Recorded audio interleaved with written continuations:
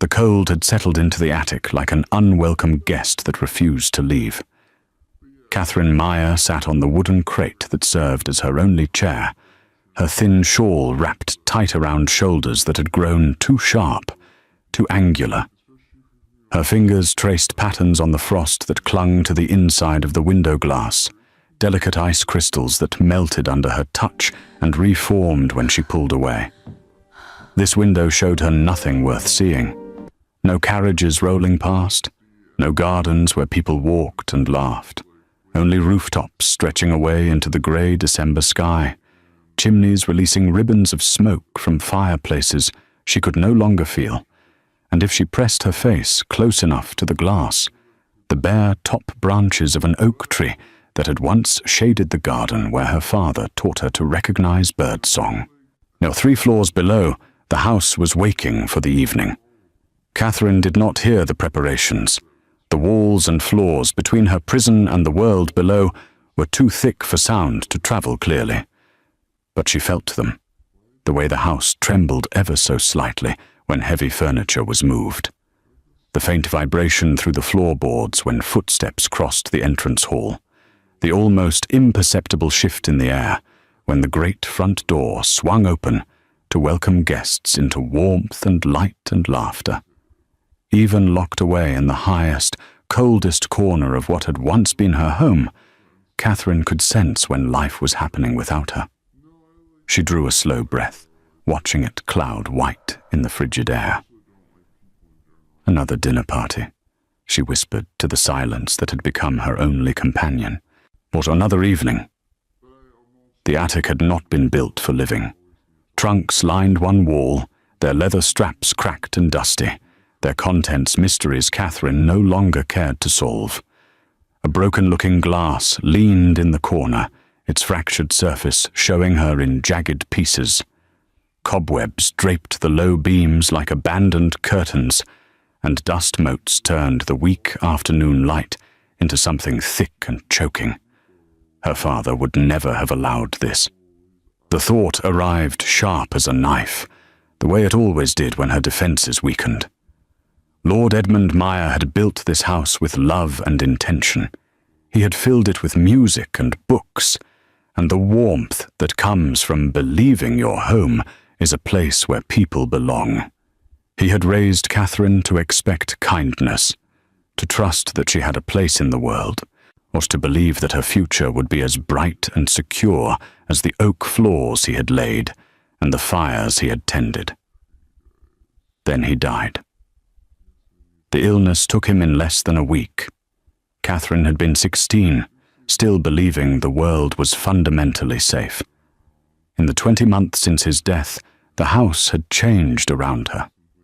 Not violently. Not with obvious cruelty. Lady Eugenia Lockridge, her father's second wife, had simply begun rearranging things. Small adjustments, subtle shifts, little changes that accumulated until Catherine found herself somewhere she did not recognize. "You must understand, darling," Lady Eugenia had said one evening, her hand resting with deceptive gentleness on Catherine's arm. "The physicians have been quite insistent. Your constitution is far too delicate for the strain of social obligations. Too much excitement, or too much activity. It could do you irreparable harm. We will simply tell callers that you have gone to the countryside to recover your strength. It is what is best for you. Truly, Catherine, this is protection, not punishment." The words had sounded reasonable, even caring. Catherine had wanted to believe them.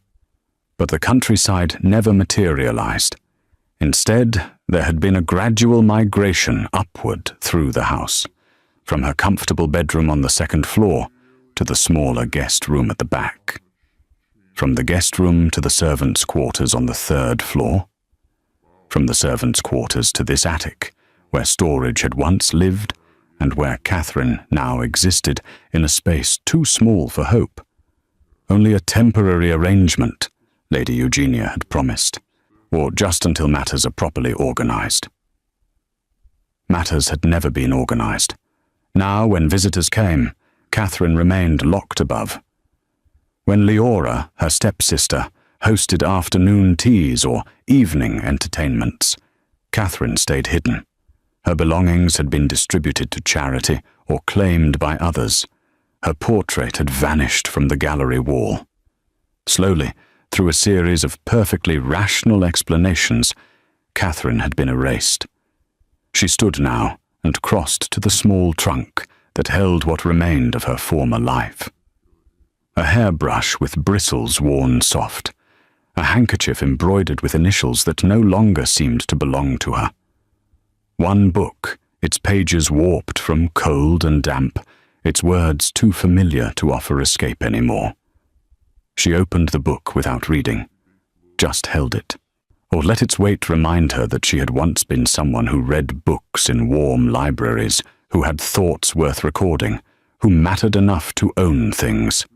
Below, the house continued its preparations, servants moving with purpose, Lady Eugenia issuing instructions in her calm, controlled voice, Leora laughing at something, the sound bright and careless. Catherine returned to her crate beneath the window and looked out at the darkening sky. There had been a time when she prayed. Every night, kneeling on the cold floor, hands pressed together, words shaped carefully in the darkness.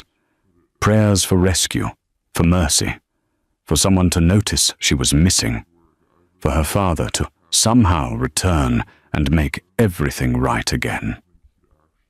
But prayers required hope, and hope had become the cruelest thing Catherine knew. Each morning she woke still locked away, or each evening the door remained sealed. Each unanswered prayer took something from her until she could no longer afford to keep asking. So she had stopped, not because God had abandoned her, but because believing he might still hear her, and choosing not to answer was more painful than accepting silence. Catherine pressed her palm flat against the frozen window and watched frost form around her fingers. She did not know that this night would be different from all the others. She did not know that in 2 hours a man she had never met would stand in the entrance hall below and pause at a sound no one else seemed to hear. She did not know that her silence was about to end. All she knew was cold, isolation, the endless, crushing weight of being forgotten while life continued everywhere but here. She wrapped her arms around herself and waited for another night to pass. And 3 floors below, Charles Coleman, Duke of Coldmere, stepped out of his carriage and into a house built on lies.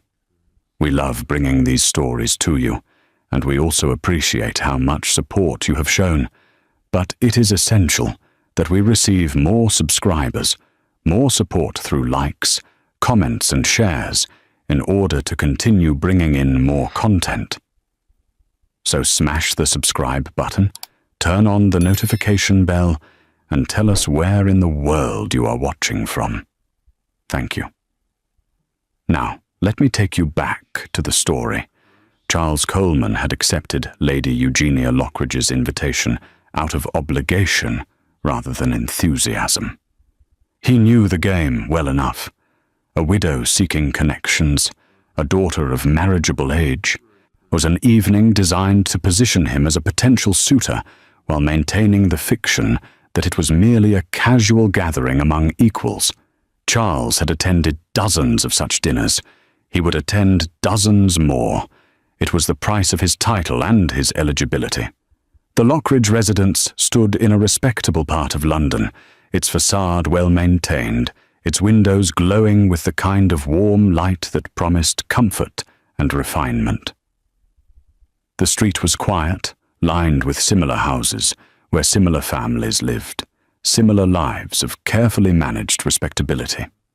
Charles descended from his carriage and allowed the footman to announce him. The entrance hall was exactly what he expected. Polished floors, tasteful paintings, fresh flowers arranged in a crystal vase. Everything chosen to communicate wealth without vulgarity, a taste without ostentation. Lady Eugenia appeared at the top of the stairs, descending with practiced grace. She wore deep burgundy silk, her hair arranged to perfection, her smile warm and welcoming in the way that suggested she had been preparing for this moment all day. "Your Grace," she said, extending her hand. "How delightful that you could join us. I do hope the journey was not too taxing."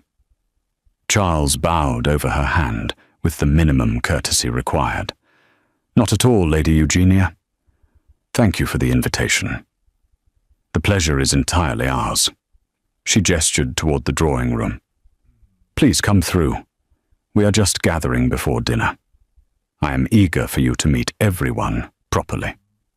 She led him down a corridor, lined with portraits of people Charles did not recognize, and into a drawing room where 7 other guests stood in comfortable clusters, glasses in hand, conversation flowing with the ease of people who knew each other well. Introductions followed the expected pattern. A baronet and his wife, a gentleman whose fortune came from shipping, a widow with connections to several influential families, and Leora.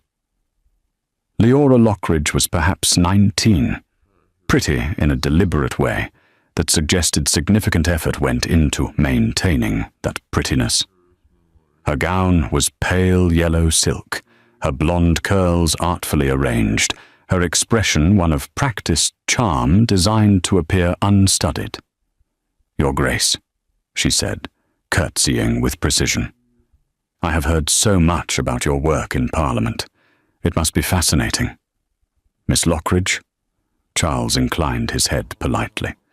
He doubted very much that Leora had any interest in parliamentary committees or reform legislation, but he appreciated the effort. "Leora has been so looking forward to this evening," Lady Eugenia said, her hand resting lightly on her daughter's arm. "She finds political discourse so stimulating." Charles accepted a glass of wine from a passing servant and prepared himself for an evening of diplomatic conversation and careful navigation of social expectations. The talk drifted through comfortable topics: the upcoming season, who was expected to attend which events, speculation about marriages and alliances, the weather, always the weather, and what it might mean for travel to country estates. Charles participated with half his attention, offering appropriate responses at appropriate moments, his mind already calculating how long he would need to stay before he could politely excuse himself. And then he heard it. A sound, faint and distant, barely audible beneath the murmur of conversation and the crackle of the fire. But there. Charles turned his head slightly, listening. The sound came again, a cry, muffled, coming from somewhere above them. He looked up at the ceiling, frowning. "Your Grace?" Lady Eugenia's voice cut through his concentration. "Is something wrong?" Charles hesitated. The sound had stopped. Perhaps he had imagined it. Perhaps it was only the house settling, or servants moving about on the upper floors. "I thought I heard something," he said carefully. Lady Eugenia's smile never wavered, but something flickered behind her eyes. Something quick and cold. "Old houses make such peculiar noises," she said lightly, "especially in winter. The cold does strange things to the structure." "Indeed," the baronet agreed from across the room. "My own residence creaks and groans like a ship in a storm when the temperature drops." The conversation moved on. Someone told an anecdote about a mutual acquaintance. Laughter rippled through the group, but Charles continued to listen. And there, beneath the polite chatter, so faint he might have missed it if he had not been paying attention, came the sound again. A cry. Human. Female. Desperate. Charles set down his glass. "Lady Eugenia," he said, his voice cutting through the conversation with enough authority that the room fell silent. "I would like to see the upper floors of your house." Lady Eugenia's expression remained pleasant, but her posture shifted almost imperceptibly. "Your Grace, I assure you there is nothing of interest upstairs, only storage and servants' quarters. Nevertheless, Charles said quietly, I would like to see them. The room had gone still. Every guest watched with the kind of sharp attention that comes when social expectations clash with something unexpected. Lady Eugenia's smile tightened. Your Grace, I really must insist that it is quite unnecessary. And I must insist, Charles said, his tone allowing no argument, that it is entirely necessary. He met her gaze and saw the calculation happening behind her eyes. She was weighing options, measuring consequences, deciding how much resistance she could offer without appearing suspicious. Finally, she inclined her head. Of course, Your Grace, if you wish, though I cannot imagine what you hope to find. Neither can I, Charles said.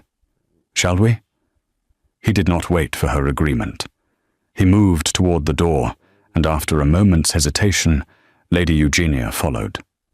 Behind them, the drawing room erupted in whispers. The servants' staircase was narrow and steep, lit by gas lamps that flickered with each draught. Lady Eugenia led the way, her movements stiff now, the gracious hostess mask slipping to reveal something harder underneath. I truly do not understand what you hope to accomplish, Your Grace, she said as they climbed. As I mentioned, there is nothing upstairs but storage. Old furniture, trunks of clothing no longer in use, the sort of things every household accumulates over the years. Charles did not respond. He was listening. At the second-floor landing, Lady Eugenia paused, gesturing down the corridor. These are the family bedrooms, she said. Mine is at the end. Leora's is just there. The guest rooms are on the other side. And above? Charles asked. Lady Eugenia's jaw tightened. The third floor. Servants' quarters. A small sitting room we no longer use. And above that? A pause. Brief but telling. The attic, Lady Eugenia said finally. Storage only. It has not been occupied in years. Show me. Lady Eugenia's expression went cold. Your Grace, this is highly irregular. I have been a gracious hostess, but I must protest. You may protest all you wish, Charles said quietly, after you show me the attic. They stared at each other, a contest of wills playing out in the dim stairwell. Then Lady Eugenia turned and continued climbing. The third floor was colder, less well-maintained. The wallpaper here was faded, the carpet worn thin by years of servants' feet. They passed several closed doors, none of which Lady Eugenia offered to open. At the far end of the corridor, a final staircase led upward, narrower still, darker. The kind of stairs meant for access rather than comfort. Lady Eugenia stopped at the base of these stairs. The attic is up there, she said. As I have told you, Your Grace, there is nothing. Then you will have no objection to my seeing it, Charles interrupted. He began to climb. Behind him, Lady Eugenia remained frozen for a moment, then followed, her footsteps heavy with reluctance. At the top of the stairs, a single door stood closed and bolted. Charles stared at the bolt. Heavy iron, the kind used to secure valuable storage or to keep something locked in. Why is this door bolted? He asked softly. Lady Eugenia's face had gone pale. As I mentioned, Your Grace, we store valuable items that are not currently in use. We must protect against theft. By the servants? By anyone. Her voice had taken on a defensive edge. Surely you understand the need for security. Charles reached for the bolt. Your Grace, I must insist.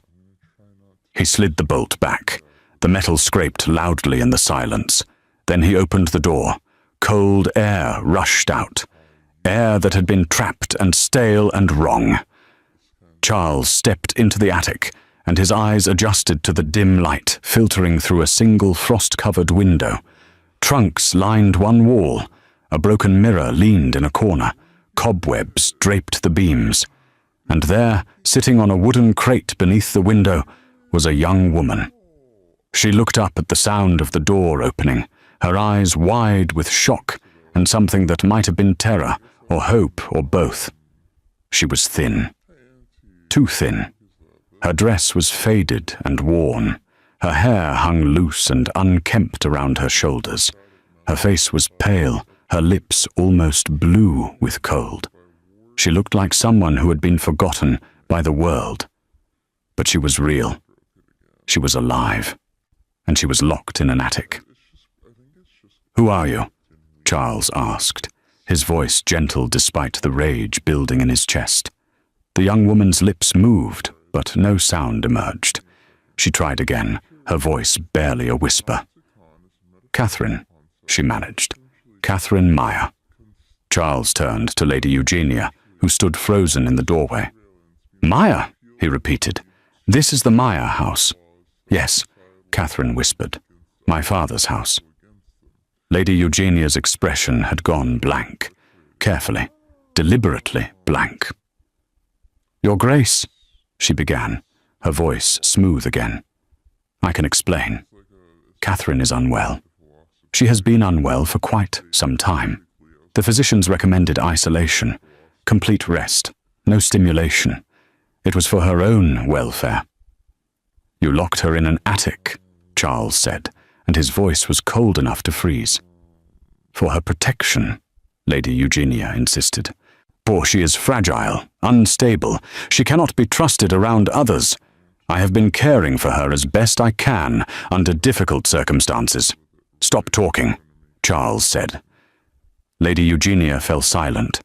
Charles looked at Catherine, at this young woman who had been hidden away and forgotten, and made a decision that would change everything. "Miss Meyer," he said quietly, "can you walk?" Catherine stared at him, as though he were speaking a language she no longer understood. "Can you walk?" he repeated gently. Slowly, Catherine nodded. "Then stand up," Charles said. "You are leaving this room. Now." Catherine's eyes filled with tears. She pushed herself up from the crate, her legs shaking, her movements uncertain. Charles offered his arm, and after a moment's hesitation, Catherine took it. Together they walked toward the door, but Lady Eugenia moved to block their path. "She is not going anywhere," Lady Eugenia said, and now the pleasant hostess was entirely gone. Only the steel underneath remained. "This is my house. She is under my care. You have no authority here." Charles looked at her with something colder than contempt. "Move," he said, "or I will move you." Lady Eugenia's face flushed with fury. For a long moment, she did not move. Then, slowly, she stepped aside. Charles guided Catherine through the door, past the woman who had imprisoned her, and down the narrow stairs toward light and warmth and freedom. Behind them, Lady Eugenia stood alone in the attic, her world beginning to collapse. When they reached the second floor, a figure emerged from one of the servants' rooms, a young woman in a maid's uniform, red hair pinned back under a cap, eyes that went wide when they saw Catherine. "Miss Catherine," she breathed, and her relief was so profound it filled the hallway. Charles stopped. "You know her?" The maid nodded, tears streaming down her face. "Yes, Your Grace. I am Juliana. I have been bringing Miss Catherine her meals." "How long?" Juliana's throat worked. 20 months, Your Grace." 20 months. Over a year and a half. Catherine had been locked in that attic for over a year and a half. Charles felt his rage solidify into something cold and determined. "Juliana," he said quietly, "I will need you to come with us. You will be called upon to testify about what you have seen." Juliana nodded. "Yes, Your Grace. Whatever you need." Lady Eugenia descended the stairs behind them, her composure rebuilt. "Juliana, return to your duties," she said sharply. "Your Grace, I believe we should discuss this situation calmly and rationally." "There is nothing to discuss," Charles said. "I am taking Miss Meyer from this house, and I am sending for the magistrate." Lady Eugenia's face went white. "You cannot—" "I can," Charles said. "And I will." He guided Catherine down the main staircase, Juliana following close behind. In the entrance hall, the other guests had gathered, drawn by the commotion. They stared as Charles appeared with a young woman none of them recognized, wrapped in his coat, leaning on his arm. Leora stood at the base of the stairs, her face pale with shock. "Mother," she said uncertainly. "What is happening?" Lady Eugenia descended the stairs, her movements controlled, but her eyes wild. "Nothing is happening," she said, her voice tight. "There has been a misunderstanding. But the Duke has confused matters." "The Duke," Charles said coldly, "has found a young woman locked in your attic. That is not a misunderstanding." The room erupted in gasps and whispers. Charles looked at the assembled guests. "I apologize for disrupting your evening," he said, "but I must ask that one of you send for Sir Gabriel Barrett immediately. Tell him the Duke of Coldmere requires his presence as magistrate, and tell him to come prepared to investigate a case of unlawful imprisonment." The baronet, looking shocked and uncomfortable, nodded. "I will send my driver at once, Your Grace." "Thank you." Charles turned to Catherine. "Miss Meyer, my carriage is outside. You will come with me. You will stay at my residence tonight, under the protection of my sister, who will serve as chaperone. Tomorrow, we will begin the process of restoring everything that has been taken from you." Catherine looked up at him, her eyes filled with tears she could no longer hold back. "Why?" she whispered. "Why do you care?" Charles met her gaze, and his expression softened. "Because someone should have cared a long time ago," he said simply. He guided her toward the door, past Lady Eugenia, past Leora, past the guests who watched in stunned silence.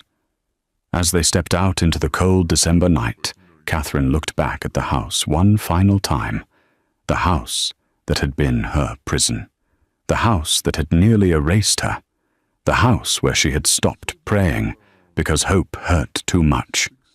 But tonight, someone had heard her cry, and everything had changed. The carriage ride passed in a haze of unreality. Catherine sat wrapped in the Duke's heavy coat, which smelled of leather and something crisp she could not name. Across from her, Charles Coleman watched her with quiet concern, saying nothing, allowing her the space to simply breathe. Juliana sat beside Catherine, her hand reaching out every few moments to touch Catherine's arm, as though confirming she was real. The city moved past the windows, street lamps creating pools of golden light, carriages rattling over cobblestones, people walking, living, existing in a world Catherine had been removed from for so long it felt foreign now.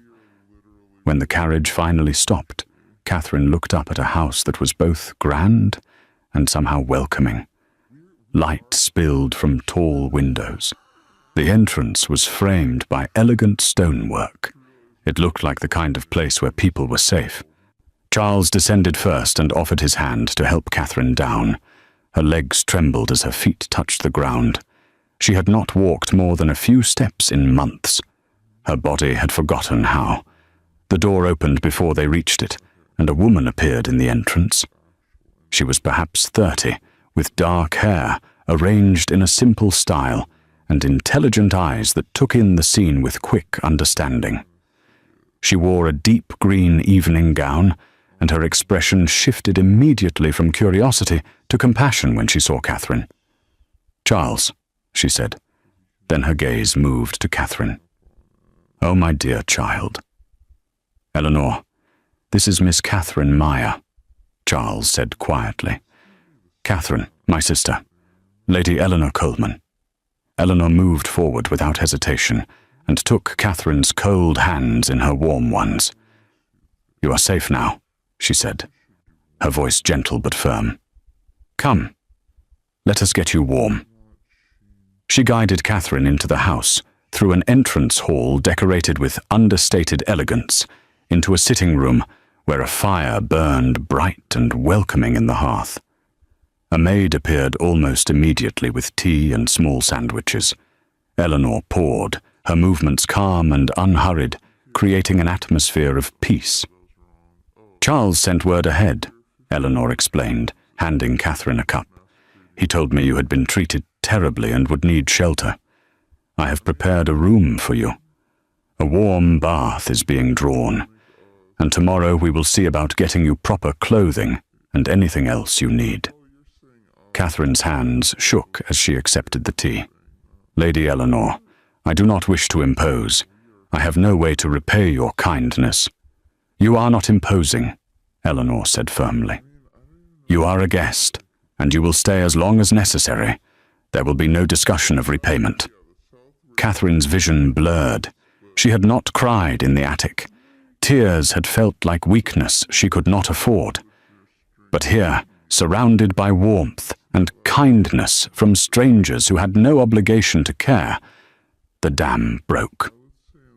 She wept, deep, wrenching sobs that came from a place she had kept locked away for months. Eleanor moved immediately to sit beside her, wrapping an arm around her shoulders, offering presents without demanding anything in return. "You do not need to be strong right now," Eleanor murmured.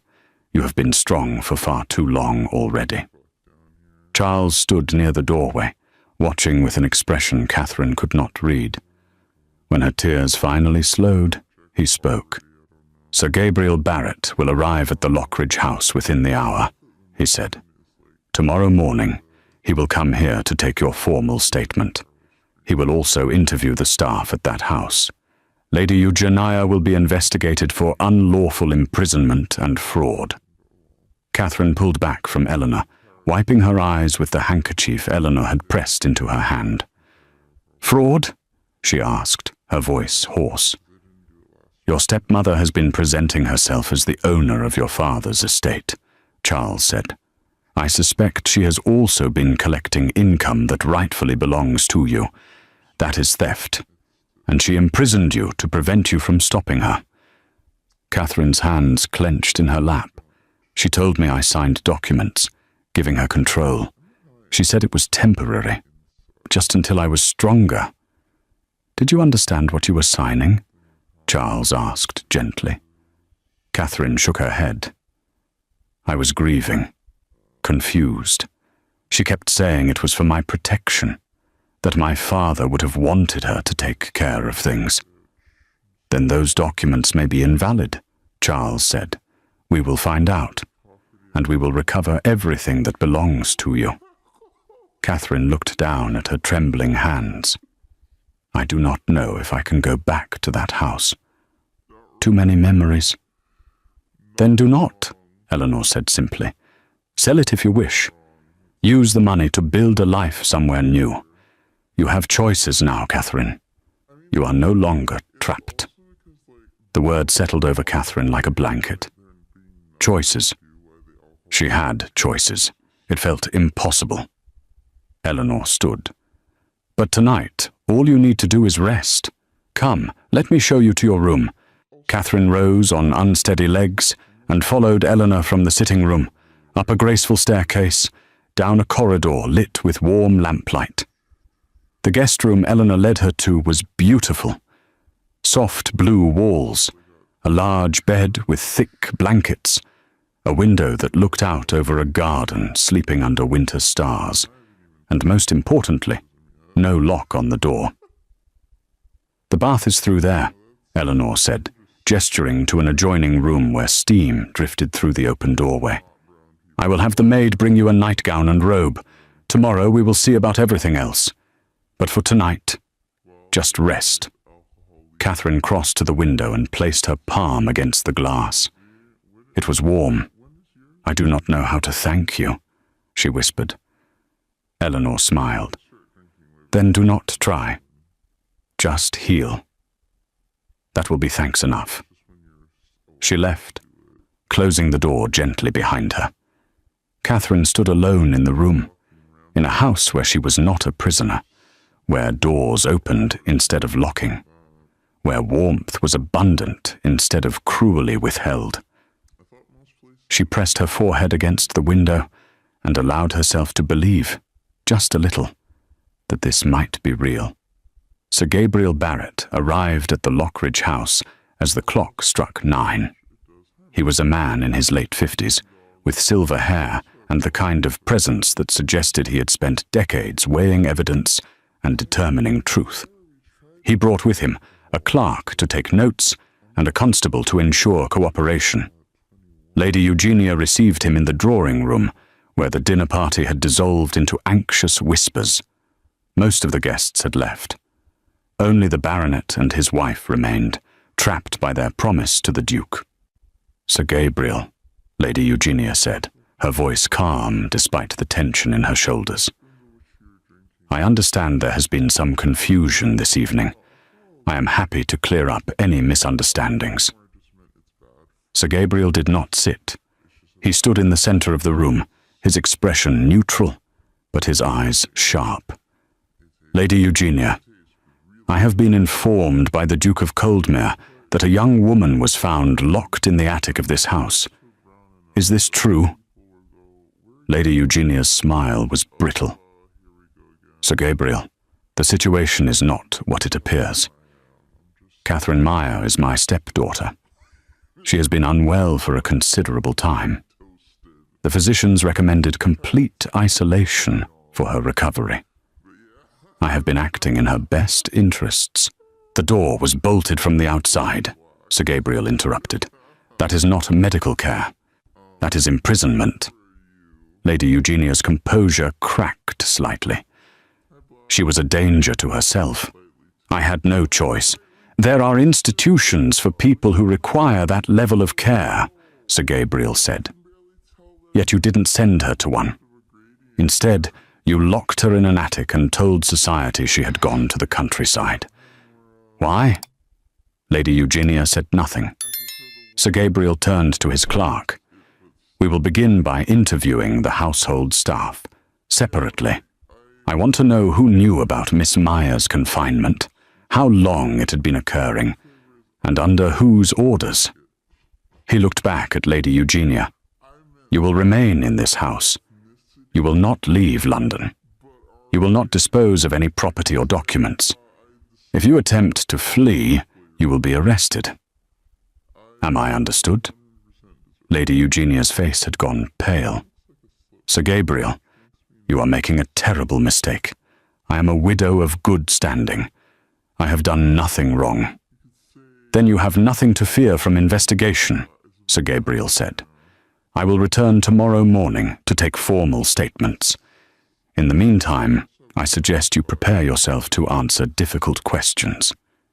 He turned to leave, then paused. "Where is your daughter?" "Miss Leora." "Upstairs," Lady Eugenia said tightly. "She is distraught by these accusations. I will need to speak with her as well." Lady Eugenia's jaw clenched. She knows nothing. She is innocent in all this. "Then her testimony will confirm that," Sir Gabriel said. "Good evening, Lady Eugenia." He departed, leaving Lady Eugenia standing alone in the drawing room, her carefully constructed world beginning to crumble around her. The next morning, Sir Gabriel returned to the Lockridge house at precisely 8 o'clock. He began with the household staff, interviewing them one by one in the small study off the main hall. Mrs. Marjorie, the housekeeper, was first. She was a woman in her 50s who had worked in the house for over 20 years. She entered the room with her hands clasped tightly, her face drawn with anxiety. "Mrs. Marjorie," Sir Gabriel began, "how long have you been employed in this household?" 23 years, sir.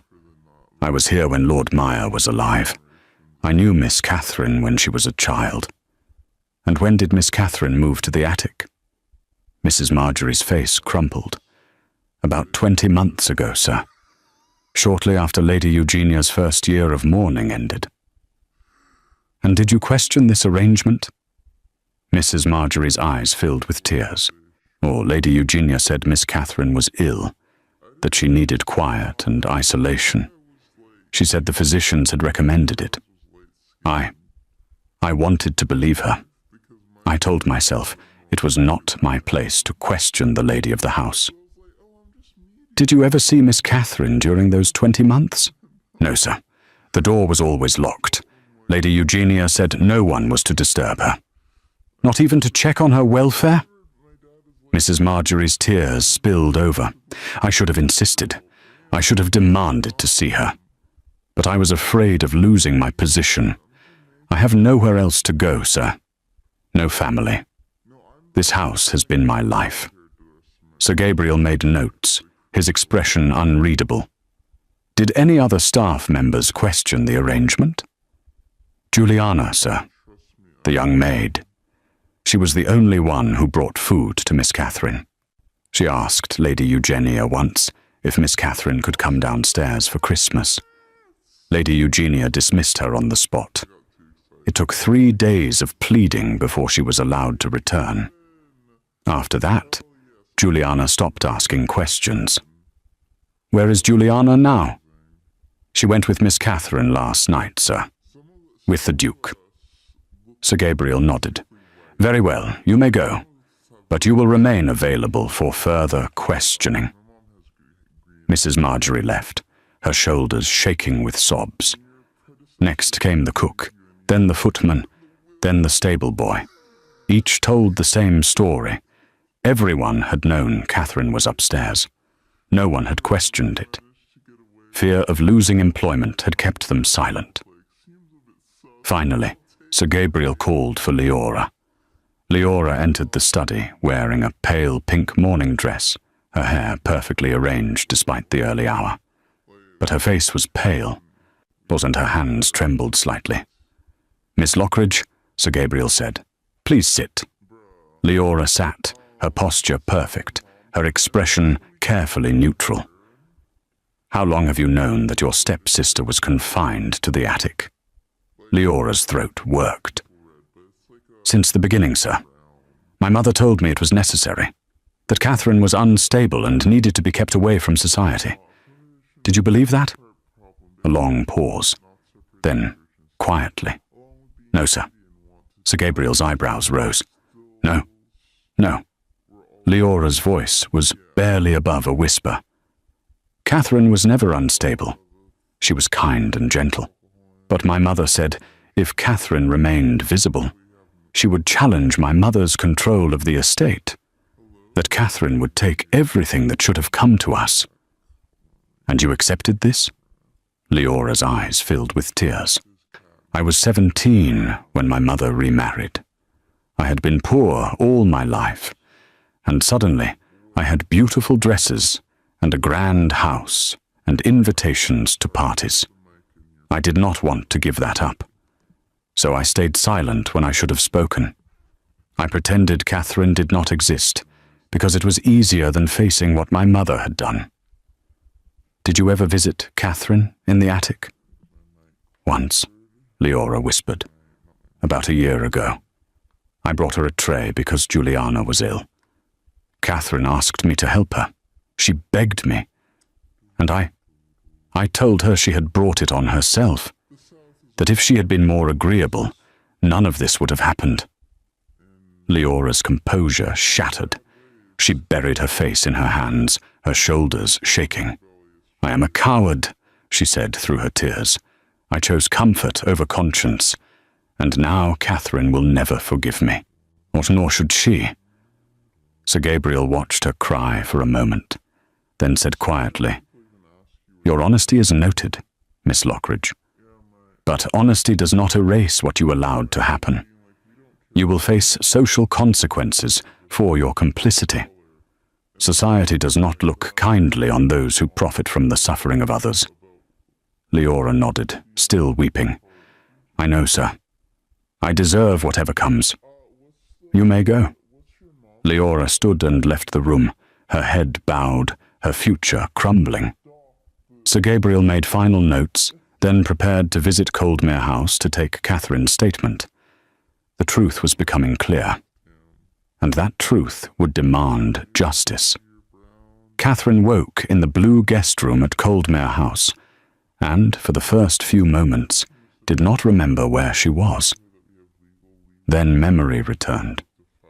The Duke, the rescue, Eleanor's kindness. She was free. Catherine sat up slowly. Her body ached from months of confinement. Her muscles had weakened from lack of use. But the bed was soft, the room was warm, and there was no lock on the door. A knock sounded. "Miss Catherine?"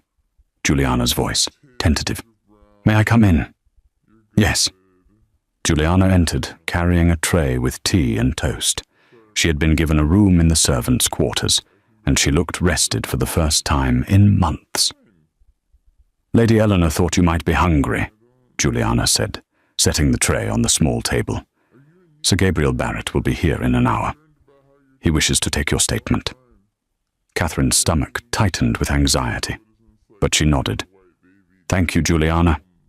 And thank you for everything you did. For keeping me alive." Juliana's eyes filled with tears. "I should have done more, miss, and I should have found a way to help you escape." "You did what you could," Catherine said gently. "That is enough."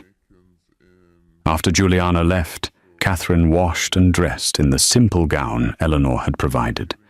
It fit reasonably well, though it was still too large. Catherine had lost significant weight during her confinement. When Sir Gabriel arrived, Eleanor led him to the sitting room where Catherine waited, her hands folded in her lap, her spine straight despite her nervousness. Sir Gabriel sat across from her, his expression kind but serious. "Miss Meyer, I understand this will be difficult, but I need you to tell me, in your own words, what happened to you. Start from your father's death." Catherine took a slow breath, then began. She told him about the grief, the confusion, Lady Eugenia's gentle suggestions that became commands, or the gradual migration upward through the house, the documents she signed without fully understanding, the final move to the attic, presented as temporary but becoming permanent. "I asked why I couldn't come down," Catherine said, her voice steady, despite the tears on her cheeks. "Lady Eugenia said I was too fragile, that society would judge me harshly, that I needed more time to recover. Weeks became months. Months became over a year. I stopped asking, stopped hoping, stopped praying." "Why did you stop praying?" Sir Gabriel asked gently. Catherine met his gaze. "Because hope was more painful than despair. Every prayer that went unanswered took something from me. Eventually, I had nothing left to give." Sir Gabriel made careful notes. "Did Lady Eugenia ever physically harm you?" "No. She simply locked the door and forgot I existed. And Miss Leora?" Catherine's expression hardened slightly. "Leora visited me once. I begged her to help me. She told me I had brought it on myself, that I should have been more agreeable." Sir Gabriel nodded. "Miss Meyer, I have reviewed your father's will. It is quite clear. The house, the estate, and a substantial income were left to you. Lady Eugenia, as his widow, was granted a modest allowance and the right to reside in the house only with your permission." Catherine's eyes widened. "I did not know that." "I suspect Lady Eugenia ensured you did not know. She has been presenting herself as the owner of the estate and collecting your income. She signed documents in your name without your knowledge or consent. That is fraud, combined with your unlawful imprisonment, or she will face criminal charges." Catherine sat very still, processing this information. "What will happen to her? If convicted, she will go to prison. for at least 2 years, possibly more. She will also be ordered to return all property and income wrongfully taken from you, along with financial restitution for damages. Catherine looked down at her hands. She felt no satisfaction, no triumph, only a deep, bone-weary exhaustion. And Leora. Miss Lockridge was complicit, but not the architect of this crime. She will not face legal charges. However, her reputation will be destroyed. Society does not forgive those who profit from cruelty, even passive cruelty. Catherine nodded slowly. Sir Gabriel closed his notebook. Miss Meyer, I know this is overwhelming, but I want you to understand that justice will be served. You will have your life back. Everything that was taken from you will be restored. I do not want the house, Catherine said quietly. I cannot live there, not after what happened. Then sell it, Sir Gabriel said. Use the money to build something new, something that belongs only to you. Catherine looked up at him, and for the first time since her rescue, she saw a future that extended beyond survival. Thank you, she whispered. Thank you for having the courage to tell your story, Sir Gabriel replied. That takes more strength than you know. 3 weeks passed before the trial began. Catherine remained at Coldmere House during that time, slowly adjusting to freedom. Eleanor was endlessly patient, never pushing, simply offering companionship and support. The Duke visited daily, bringing updates on the investigation, and, increasingly, simply spending time in Catherine's company. They walked in the garden. They read together in the library. Oh, they talked about everything and nothing. Catherine found herself looking forward to his visits with an anticipation that surprised her. But she pushed those feelings aside. She had only just regained her freedom. Romance felt impossibly complicated. The trial took place in the magistrate's court, a somber building with high ceilings and dark wood panelling. Catherine attended, though Eleanor had offered to let her stay away. I need to see this, Catherine had said. I need to see her answer for what she did. The courtroom was cold and formal. Catherine sat in the gallery between Eleanor and Charles, her hands clasped tightly in her lap. Lady Eugenia entered dressed in black, her expression carefully neutral. She looked smaller somehow, less imposing. The mask of respectability had cracked, and beneath it was only a woman facing consequences she had never expected.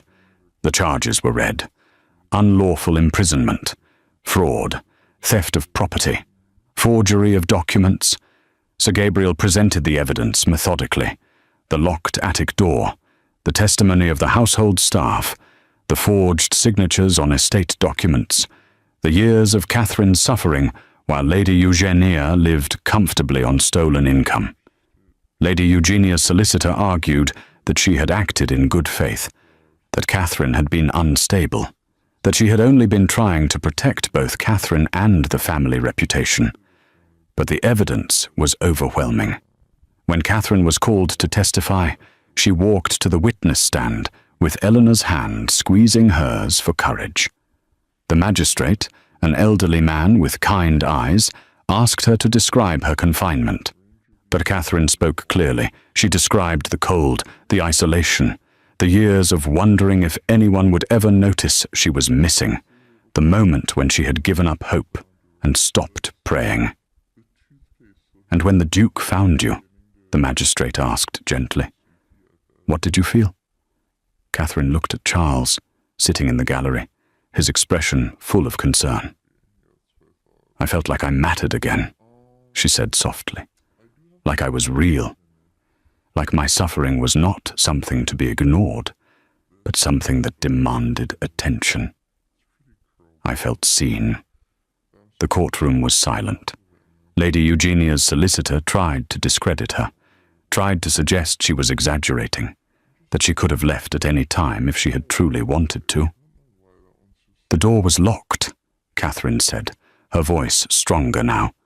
And even if it had not been, I had been told for so long that I was fragile, but that I was the problem, that I needed to be hidden away, that I began to believe it. Lady Eugenia did not just lock my body away.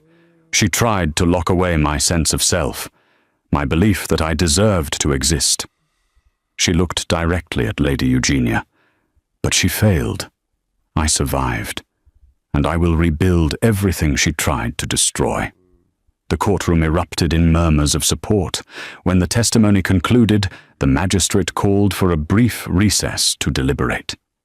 Catherine returned to the gallery, her legs shaking from the emotional weight of reliving her captivity. Charles leaned close and whispered, "You were remarkable." Catherine managed a weak smile. "I do not feel remarkable. I feel exhausted." "That is allowed," Eleanor said gently. "You have earned the right to be tired." The magistrate returned after less than an hour. His expression was grave as he looked down at Lady Eugenia. "Lady Eugenia Lockridge," he said, his voice carrying through the silent courtroom. "I find you guilty on all charges. Unlawful imprisonment, fraud, theft, forgery. Your actions were calculated, deliberate, and cruel. You imprisoned a young woman who had done nothing to deserve such treatment, and you did so purely for personal gain." Lady Eugenia's face went white. She gripped the railing in front of her. "You will serve 3 years in prison," the magistrate continued. "You will return all property, income, and assets wrongfully taken from Miss Catherine Meyer. You will also pay substantial financial restitution for damages. Additionally, you are stripped of any rights to use the Meyer name or claim any connection to the Meyer estate." Lady Eugenia swayed. A constable moved to support her. "Do you have anything to say?" the magistrate asked. Lady Eugenia looked across the courtroom at Catherine. For a moment, something flickered in her eyes. Anger, regret, fear. Then she looked away. "No," she said quietly. "I have nothing to say." "Then this court is adjourned." The constable led Lady Eugenia away. She did not look back. Catherine sat in the gallery, watching the woman who had destroyed her life being taken to face her punishment, and felt nothing.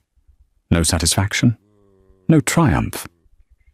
Just a deep, quiet sense of closure. It was over. Spring arrived slowly, bringing with it warmth and new growth. Catherine sold the house. She could not bear to keep it, not after everything that had happened there. The money from the sale, combined with her restored inheritance, gave her financial independence she had never imagined. She used part of the money to establish a fund for women in difficult circumstances, women who had been trapped or controlled or erased. "So they have a way out," she explained to Eleanor one afternoon as they sat in the Coldmere garden, watching birds return from winter migration. "Your father would be proud," Eleanor said. Catherine smiled. "I hope so." She also ensured that Juliana was provided for. The young maid received a generous settlement and a glowing reference that would allow her to find employment anywhere she wished, or, as it turned out, to open her own small boarding house for women seeking safety. "You saved my life," Catherine told her when they said goodbye. "I will never forget that." Juliana wept and hugged her. "But you gave me courage to stand up for what was right. That gift is more valuable than anything else." Mrs. Marjorie was quietly dismissed from service. Catherine did not pursue punishment beyond that, but she made it clear that Mrs. Marjorie's choice to remain silent had consequences. "You chose comfort over courage," Catherine said. "I hope you learn from that." Mrs. Marjorie left London, her reputation damaged, her conscience heavy. As for Leora, Catherine encountered her once, several months after the trial, on a street in a less fashionable part of London. Leora looked thin and tired, her dress plain, her hair simply arranged. She was clearly no longer living the life of privilege she had once enjoyed. When she saw Catherine, she froze. Catherine could have walked past, could have ignored her, but instead she stopped. "Leora." "Catherine." Leora's voice was barely audible. "I do not expect forgiveness. I do not deserve it." "No," Catherine agreed. "You do not." Leora flinched. "But," Catherine continued, "I do not wish you harm. What my stepmother did was evil. What you did was weak. There is a difference." Leora's eyes filled with tears. "I was a coward." "Yes, you were. But you can choose to be something different now." Catherine paused.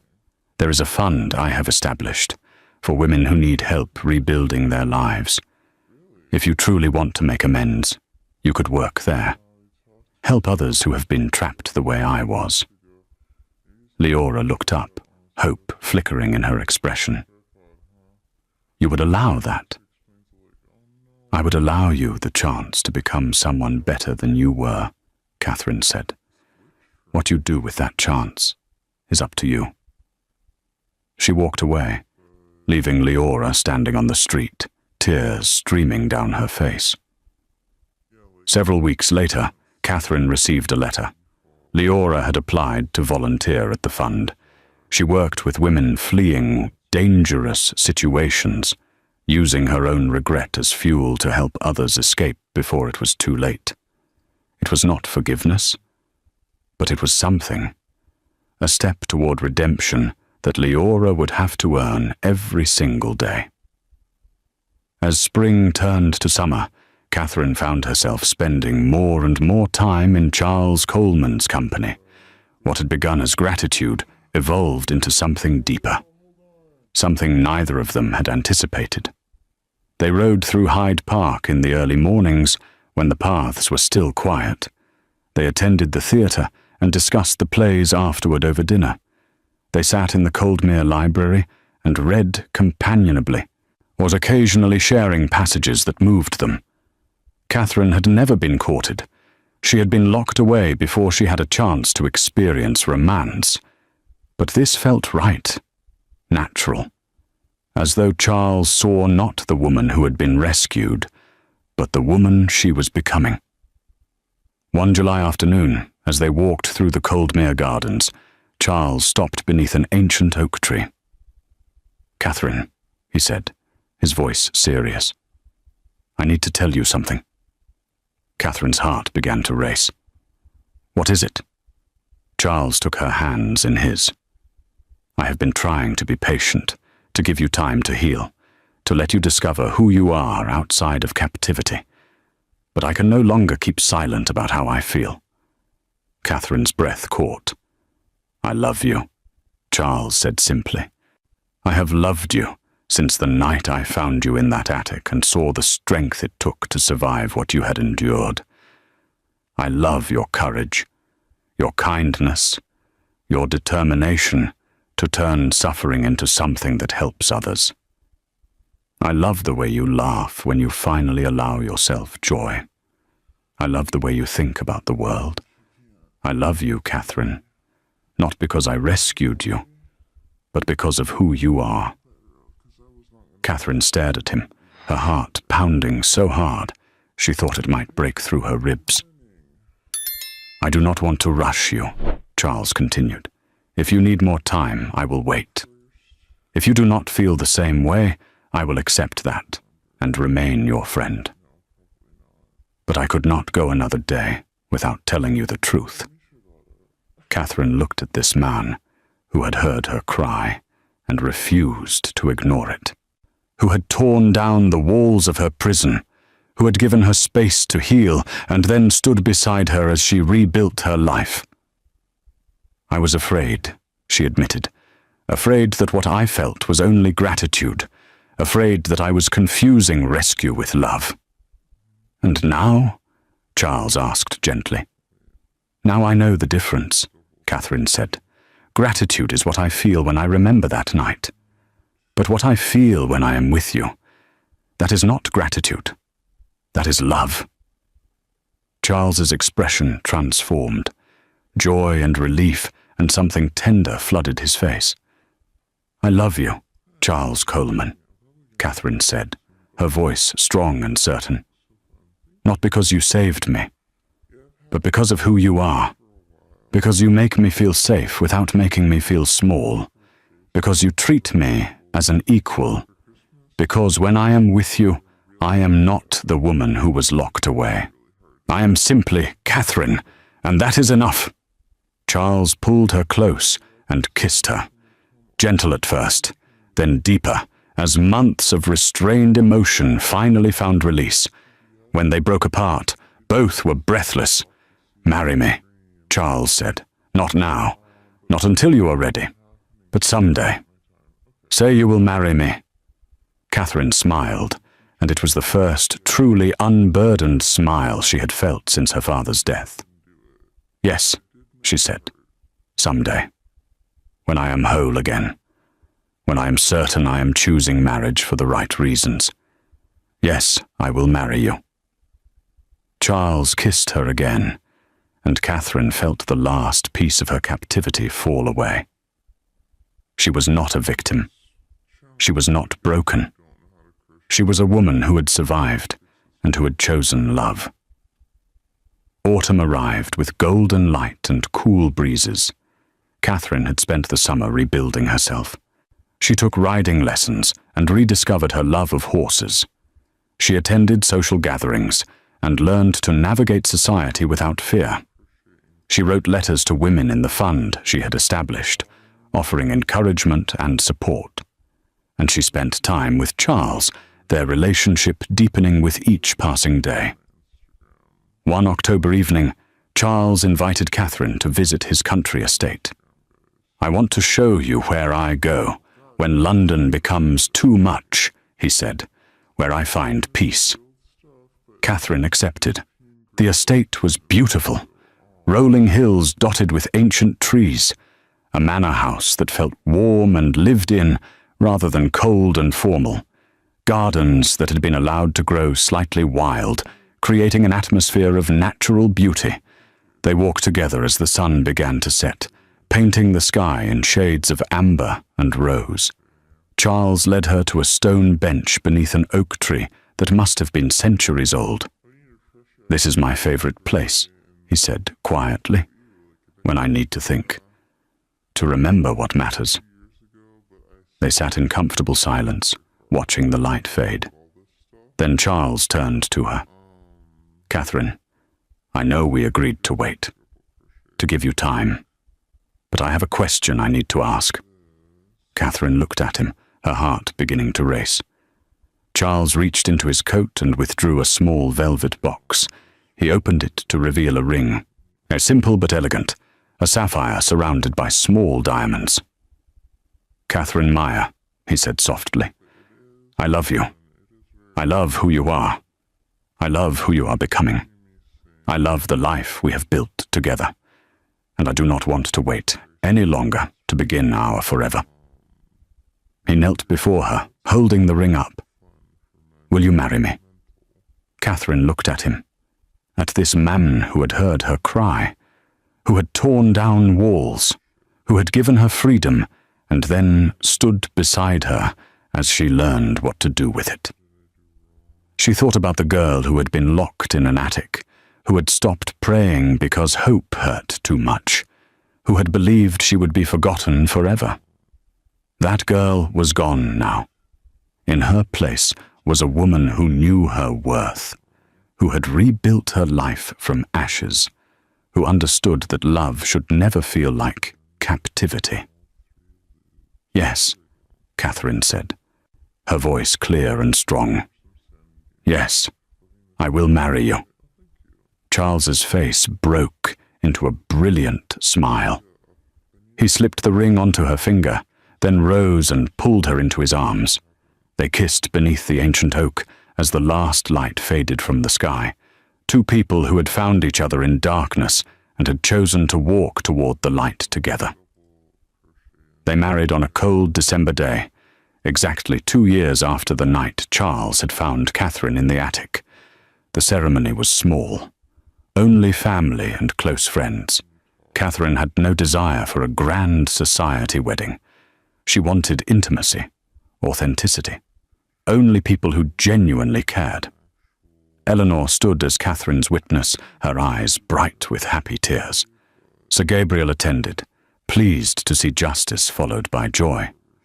Juliana came, dressed in her finest, was smiling with quiet pride at the woman Catherine had become.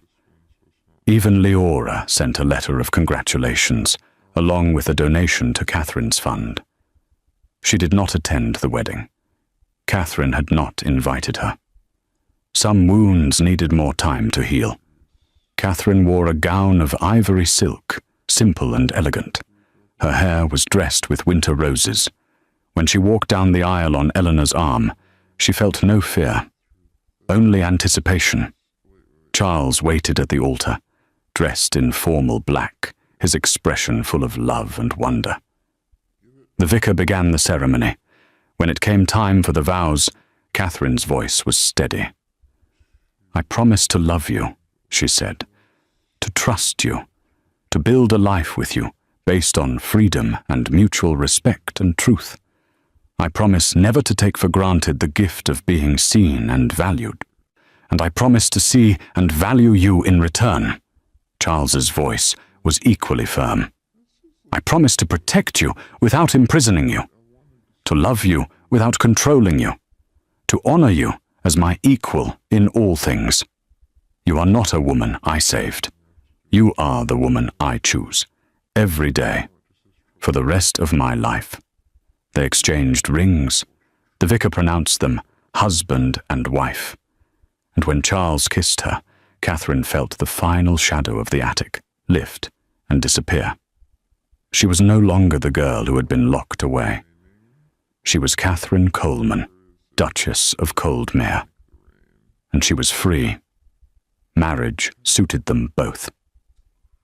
They divided their time between the London house and the country estate, finding a rhythm that allowed them both the society and solitude they needed. Catherine continued her work with the fund, which had grown significantly. And women came from all over England seeking help. Catherine met with many of them personally, offering not just financial assistance, but understanding born from shared experience. "You are not broken," she told a young woman who had escaped an abusive household. "You are rebuilding. There is a difference."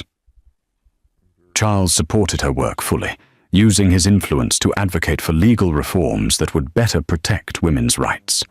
They made a formidable team. One spring afternoon, Catherine discovered she was pregnant. She told Charles that evening as they sat in the library, both reading by the fire. "Charles," she said quietly, "I need to tell you something." He looked up immediately, alert to the serious tone in her voice. "What is it? Are you unwell?" "No." Catherine smiled. "Quite the opposite, that I am going to have a baby." Charles went very still. Then his face broke into a smile so bright it rivaled the sun. "A baby," he breathed. He crossed to her and knelt beside her chair, taking her hands. "Are you happy about this?" "Terrified," Catherine admitted. "But yes, happy." "So am I." Charles pressed a kiss to her knuckles. "You will be an extraordinary mother." Catherine's eyes filled with tears. "I want to do better than was done for me. I want our child to grow up knowing they are valued, that they have a voice, that they matter." "They will," Charles said firmly, "because they will have you." Their daughter was born in December, on the 3rd anniversary of Catherine's rescue. They named her Amelia Eleanor Meyer Coleman. She had Catherine's dark hair and Charles's grey eyes, and from the moment she drew breath, she was loved beyond measure. Catherine held her daughter in her arms and made a silent promise. "You will never be locked away. You will never be told you are too much or not enough. You will be raised to know your worth, and you will be taught that silence enables cruelty. but courage changes the world. 5 years after her rescue, Catherine made a decision that surprised everyone. She returned to the house where she had been imprisoned. Not to live, but to transform it. The building had been purchased by a charitable organization and renovated into a refuge for women escaping dangerous situations. The attic had been converted into a bright study space where women could read and learn and plan their futures. Catherine attended the opening ceremony. She walked through rooms that had once held only painful memories and saw them filled with light and hope and possibility. When she reached the attic, she paused. The narrow window was still there, but now it opened easily. The frost was gone, replaced by warm summer air. The wooden crate had been replaced by comfortable chairs and desks. Catherine stood at the window and looked out at the view that had been her entire world for 18 months. Charles came up behind her and wrapped his arms around her waist. "How does it feel?" he asked softly. "Like closure," Catherine said. "Like the darkness has been transformed into light." "You did that," Charles said. "You took your pain and made it into something that helps others." Catherine turned in his arms. "We did that. Together."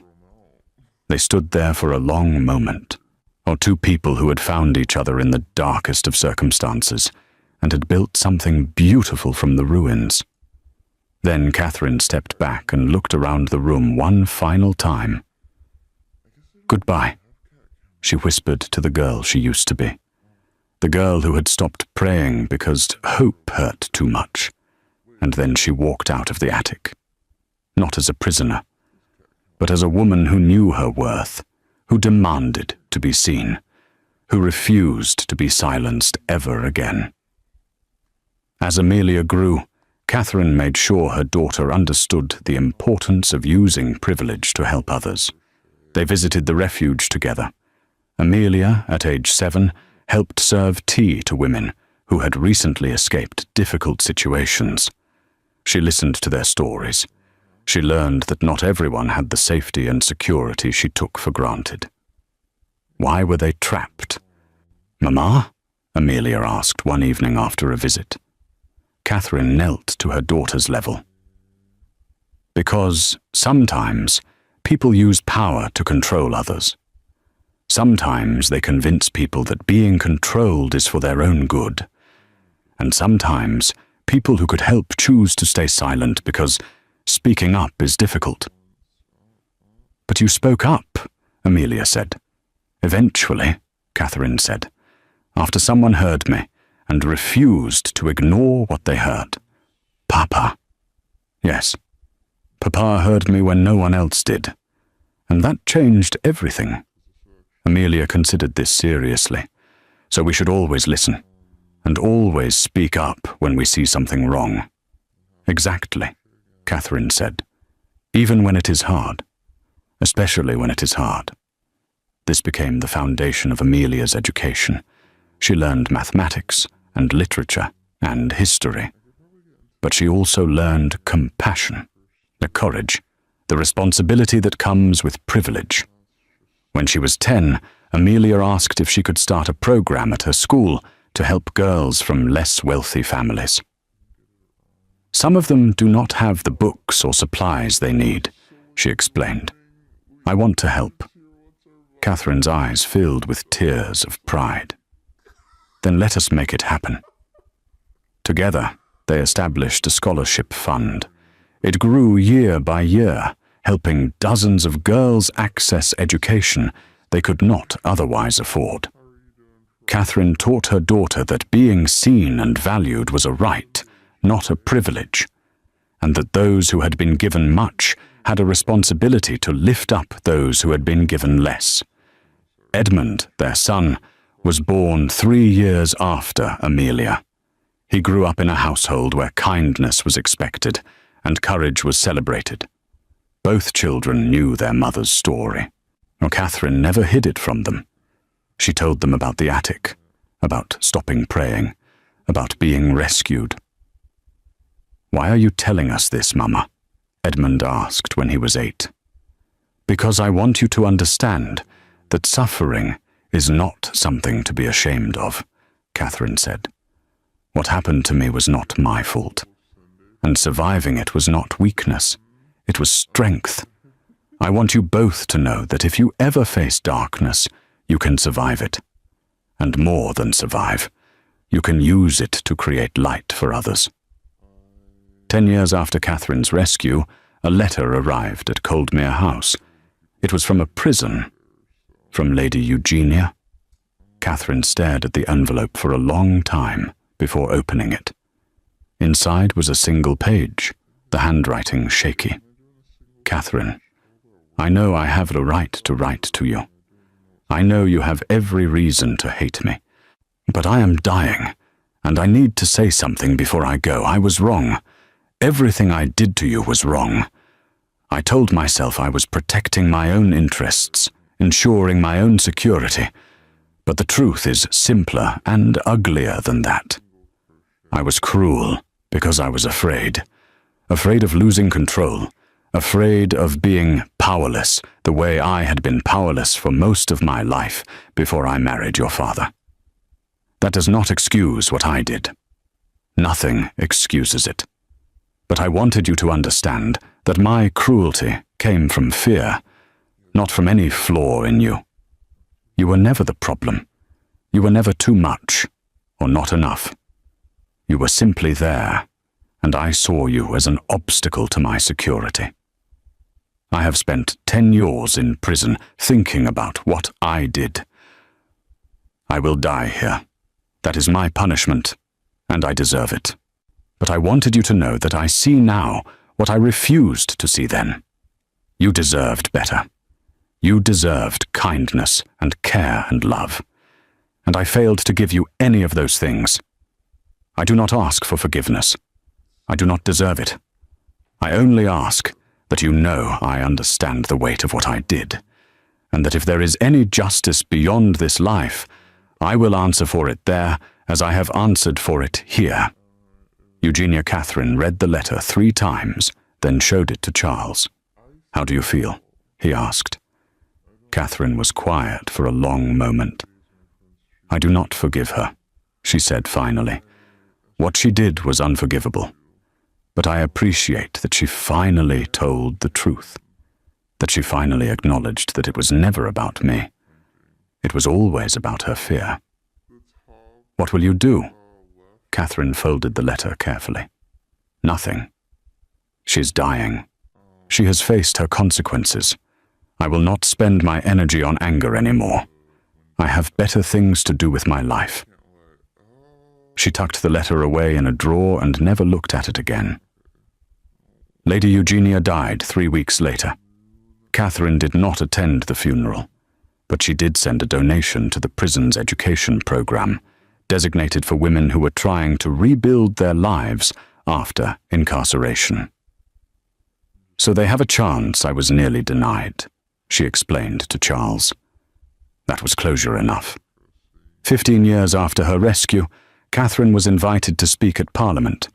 A bill was being introduced to strengthen protections for women's property rights and to make unlawful confinement easier to prosecute. Catherine had been asked to provide testimony in support of the bill. She stood in the chamber where laws were made, and surrounded by men in positions of power, and told her story.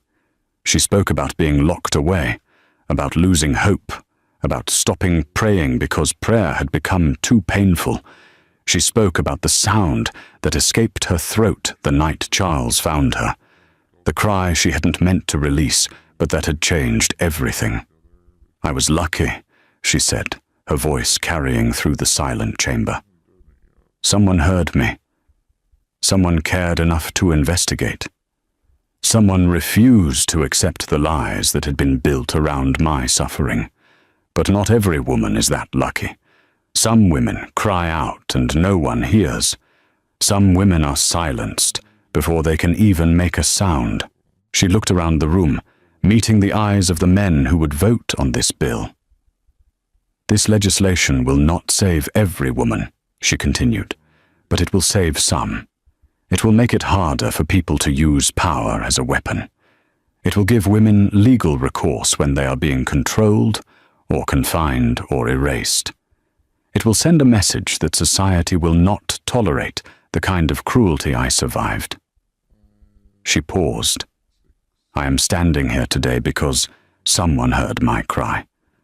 Let us create a world where every woman who cries out is heard, where suffering is not ignored but addressed, where silence no longer enables cruelty. She sat down.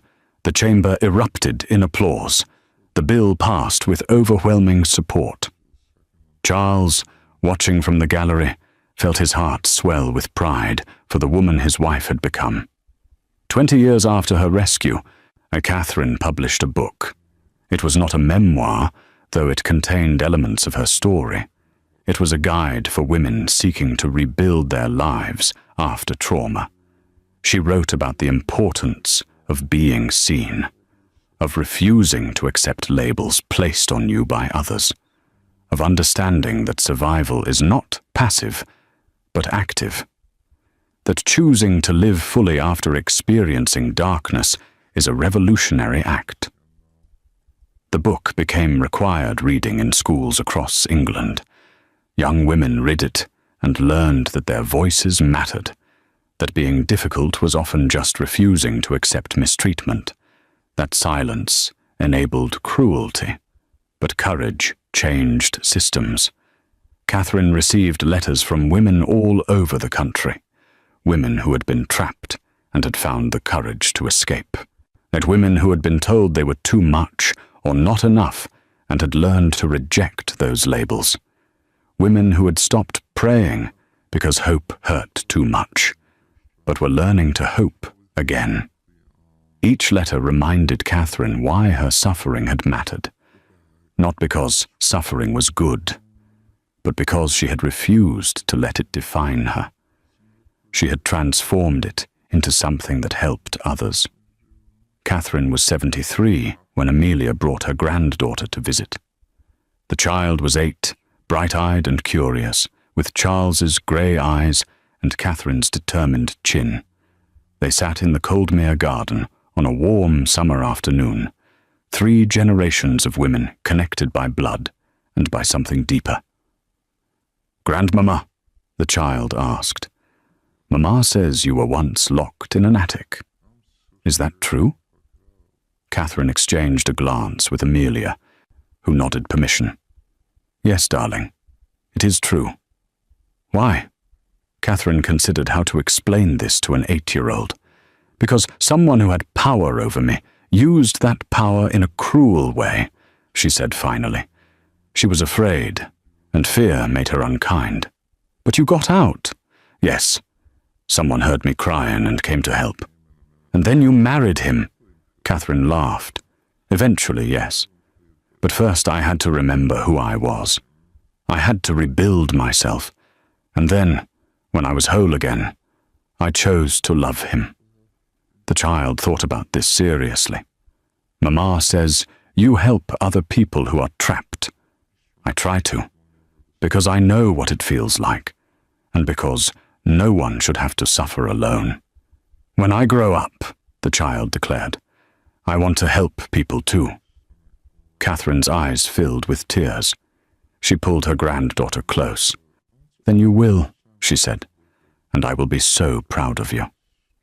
That evening, after Amelia and her daughter had left, Catherine stood in the garden with Charles beside her.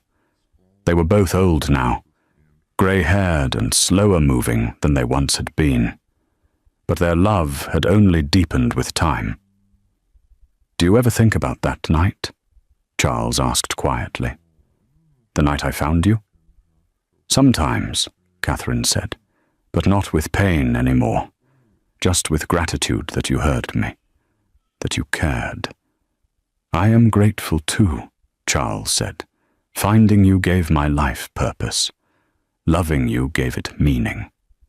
Catherine leaned against him, and they watched the sun set over the garden they had tended together for decades. "We built a good life," she said softly. "We built a beautiful life," Charles corrected. from very dark beginnings. Catherine smiled. Yes, what we did. They stood there as night fell, two people who had found each other in darkness and had chosen to create light. Stories like this do not survive on silence. If this story moved you, if it reminded you that being seen matters, then please support the work that brings these voices to light.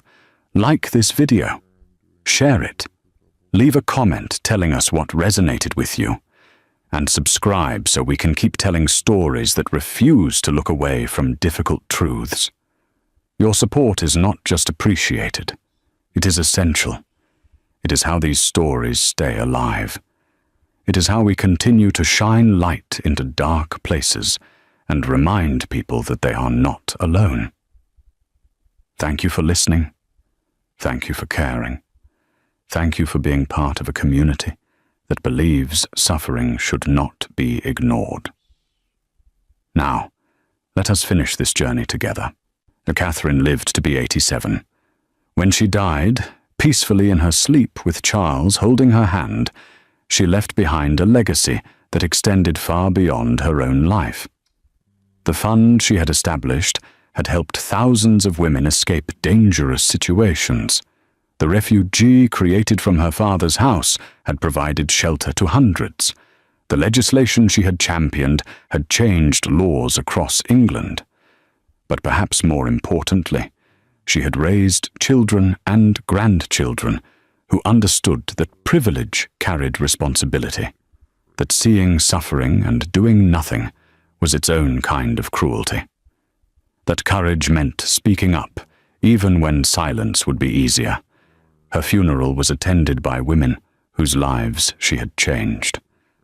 Some she had met personally, others had only read her book or benefited from the programs she had created. But they all came to honor the woman who had refused to let darkness have the final word. Charles lived another 3 years after Catherine's death. He spent those years completing her work, ensuring the fund would continue, that the refuge would be maintained, that her story would not be forgotten. When he died, he was buried beside her in the Coldmere family cemetery, under an oak tree that had witnessed their love. The inscription on their shared headstone read, "Catherine and Charles Coleman." She was heard. He listened. Together they transformed suffering into light. 30 years after Catherine's death, a young woman stood in the attic of what had once been the Meyer house and was now the Catherine Coleman Refuge. She had arrived 3 days earlier, fleeing a household where she had been locked away and told she was the problem. So now she stood at the window, looking out at the view Catherine had once stared at for 18 months. But unlike Catherine, she was not alone. Unlike Catherine, she had resources. Unlike Catherine, she had legal protections and social support. Because Catherine had survived, had spoken up, had refused to let her suffering be meaningless. The young woman touched the plaque on the wall. It told Catherine's story in brief: the confinement, the rescue, the transformation of pain into purpose. "Thank you," the young woman whispered to a woman she had never met, but who had nevertheless saved her life. And in that moment, Catherine's legacy lived on. Not in grand monuments or political power, but in the quiet courage of women who refused to be silenced, who demanded to be seen, who transformed their suffering into light for others. Now, Catherine Meyer was locked in a cold attic for 18 months. She stopped praying because hope had become unbearable. But a duke heard her cry, and everything changed, not because of magic or fate or divine intervention, but because one person chose to care. One person refused to ignore suffering. One person opened the door, and that single act of attention, of refusing to look away, created ripples that extended far beyond one rescue. It created a legacy, a movement, a reminder that being seen matters, that your voice has power, that suffering should not be hidden or ignored or accepted as inevitable. Catherine no longer watches life from the highest room. She stands in memory and in legacy, where voices gather, where doors open, where truth can breathe. And the house that once hid her will never again pretend it did not know, because we remember, because her story matters, because every person who cries out deserves to be heard. Thank you so much for joining us.